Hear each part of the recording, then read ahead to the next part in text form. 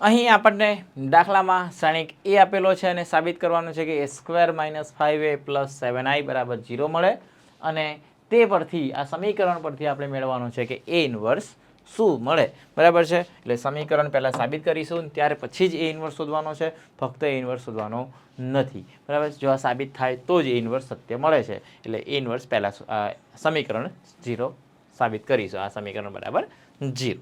તો અહીં a² માટે a ઇન્ટુ a શ્રેણિક, તો a² એટલે a ઇન્ટુ a, પહેલો એ 2 વખત મૂકીએ, અંદરો ભાર અને અંદરો સ્તંભનો ગુણાકાર કરી લઈએ તો 9 - 1 એટલે કે 8, ત્યાર પછી 3 + 2 એટલે કે 5, ત્યાર પછી બીજી હાર પહેલા સ્તંભ માટે -3 - 2 - 5 -1 + 4 એટલે કે 3. તો આ પ્રમાણે a² આપણને 8, 5 - 5 3 મળી જશે.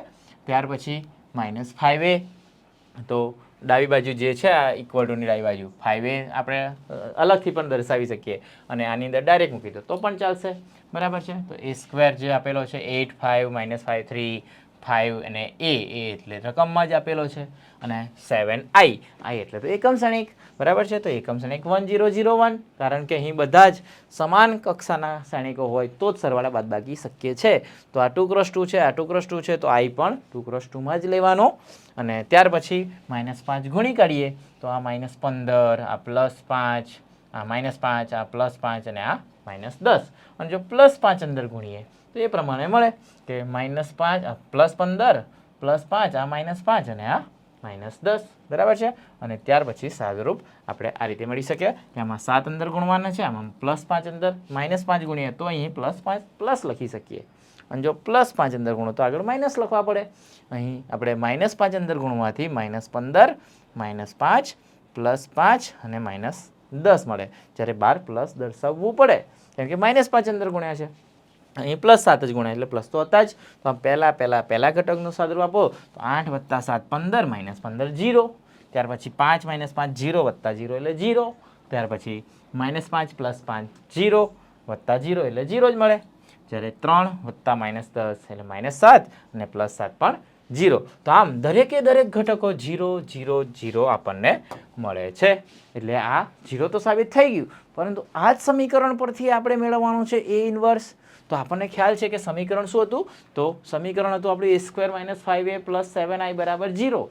તો આમાં બંને બાજુમાં ઇક્વલ ટુની ડાબી બાજુ અને ઇક્વલ ટુની જમણી બાજુ બંને બાજુમાં a ઇન્વર્સ વડે ગુણી કાઢીએ જેથી આપણને a ઇન્વર્સ વાળું પદ તો દેખાતું થાય બરાબર છે. તો a ઇન્વર્સ બંને બાજુ ગુણવામાં આવે તો પહેલામાં a² * a ઇન્વર્સ કરો એટલે a મળે, બીજામાં અહીં આપણને આ પ્રમાણેનું પદ મળે ને કે a ઇન્વર્સ * a² એટલે કે a, ત્યાર પછી 5 a ઇન્વર્સ * a તો i મળે અને અંતિમ પદમાં a ઇન્વર્સ * i એટલે તો a ઇન્વર્સ લખાય, જ્યારે a ઇન્વર્સ * 0 એટલે કે 0.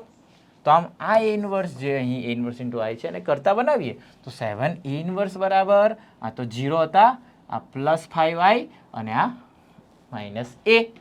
તો આમ a ઇન્વર્સ બરાબર 1/7, 7a ઇન્વર્સ હાલ રાખીએ, 5i એટલે એકમ શ્રેણિક અને a શ્રેણિક તો રકમમાં આપણને આપેલો જ છે બરાબર છે. આમ 5 માંથી 3 જશે એટલે કે 2, 0 માંથી 1 જાય એટલે -1, 0 માંથી પ્લસ +1 અને 5 માંથી 2 જાય તો 3 બરાબર છે. તો આ પ્રમાણે આપણને સાદુરૂપ મળે છે અને 7a ઇન્વર્સ બરાબર આપેલું હતું તો a ઇન્વર્સ બરાબર 7 વડે ડિવાઈડ કરી દો એટલે આપણો ફાઇનલ આન્સર અહીં મળે છે 2/7, -1/7, 1/7 અને 3/7. તો આ રીતે આપણે સમીકરણનો ઉપયોગ કરીને આપણે એડજોઇન્ટ એ શોધ્યા વગર a ઇન્વર્સ શોધી શકાય, પરંતુ સમીકરણ આપેલું હોય તો બરાબર છે. તો આ રીતે દાખલો ગણીશું.